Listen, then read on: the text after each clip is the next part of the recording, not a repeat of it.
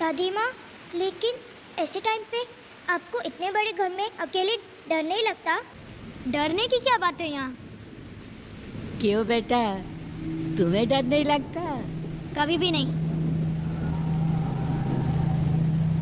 और अगर मैं डरा दूँ तो?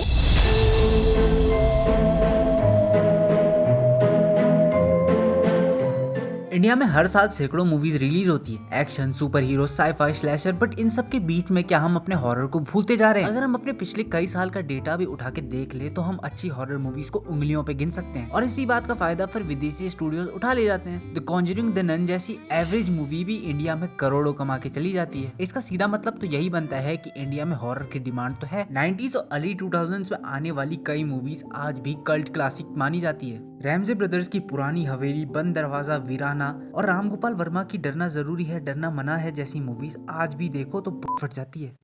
तो फिर आज इतने साल बाद हमें हॉरर के नाम पर ये मजाक देखने को क्यों मिल रहा है? हमें ऐसी क्या कमी रहेगी कि हमें इंडिया में कभी हेरिडेटरी स्माइल जैसी मूवीज देखने को नहीं मिली, जबकि India is the mine of folklore. यहाँ हर दूसरे गांव के तीसरे बूढ़े से पूछोगे तो कोई ना कोई डरावनी कहानी आपको सुना ही देगा। क्या नहीं है हमारे पास? ब्रह्म राक्षस, वेताल, पिशाच, मुनुचवा, और ये तो फिर भी प्राइम एग्जाम्पल्स है।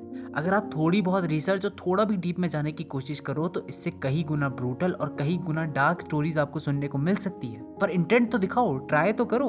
अब सारा दोष हम क्रिएटर्स पे भी नहीं डाल सकते, क्योंकि तुम्बाड़ और परी जैसी मूवीज में हम एज एन ऑडियंस भी फेल हुए हैं, और शायद इसी कारण हमें हॉन्टेड 3D जैसी सजाएं मिल रही है। वीराना मूवी का प्लॉट था कि नगीता अपना सच्चा प्यार ढूंढने के चक्कर में पुरुषों को वासना का लालच देकर उन्हें चेक करती है कि क्या वो सच्चा प्यार है या नहीं, और इसी प्लॉट पे से बाकी सब लोगों ने सिर्फ सेक्स उठा दिया और पेल दिया हर मूवी में। और राज जैसी मूवीज सेक्स सीन्स को कुछ हद तक जस्टिफाई करती भी है, बट फिर रागनी MMS 2 जैसी मूवीज भी आती है जिन्हें देख के समझ ही नहीं आता कि आप हॉरर फील कराना चाहते थे और नहीं। वर्ल्ड सिनेमा को क्या चेहरा दिखाएंगे हम? वश और ब्रह्मा युगम जैसी मूवीज हैं जो हमारी नाक बचा पा रही है, पर हमें इन जैसी मूवीज की और ज्यादा जरूरत है, क्योंकि ये अच्छी तो है पर काफी नहीं है। अब चलो एक एस्पेक्ट ऐसा भी मान के चलते हैं कि जनता भी इंडियन हॉरर के लिए स्केप्टिकल है, और इससे मूवी के अर्निंग क्वेश्चन में आ जाती है। पर इसका भी एक सॉल्यूशन है कि आप बजट कम रखो, क्योंकि हॉरर मूवीज के लिए किसी भी बड़े फेस या स्टार की जरूरत है ही नहीं। क्योंकि हॉरर मूवीज हम किसी बड़े चेहरे या बड़े स्टार के लिए नहीं, बल्कि मेकअप और प्रोस्थेटिक से बने उस भूत के लिए देखते हैं। और ये फैक्ट है, क्योंकि किसी भी हॉरर मूवी का लीड कोई इंसान हो ही नहीं सकता। भूल भुलैया ना अक्षय कुमार की फ्रेंचाइज है, ना कार्तिक आर्यन की, वो मोहनजुलिका की है जिसे आप बर्बाद कर रहे हो। इसका सबसे बढ़िया एग्जाम्पल सेट करता है मैडॉक का हॉरर कॉमेडी यूनिवर्स। राजकुमार राव, श्रद्धा कपूर और वरुण धवन जैसे एक्टर्स होने के बावजूद उन्होंने अपने कैरेक्टर्स को प्रायोरिटी दी। सरकटा, स्त्री, मुंजिया, भेड़िया, ये कैरेक्टर्स हैं, ना कि कोई एक्टर।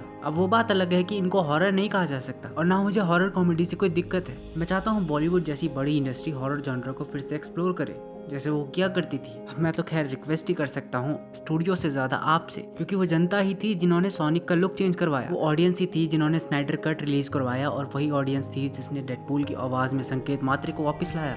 अगर वीडियो पसंद आए तो लाइक, शेयर, सब्सक्राइब जरूर कर देना, और आप अपने थॉट्स कमेंट में बता सकते हो कि आप अपने हॉरर के बारे में क्या सोचते हो। अगर आप जानना चाहते हो कि ऑडियंस अब कैसे चेंज हो चुकी है तो ये वीडियो जरूर देखिए।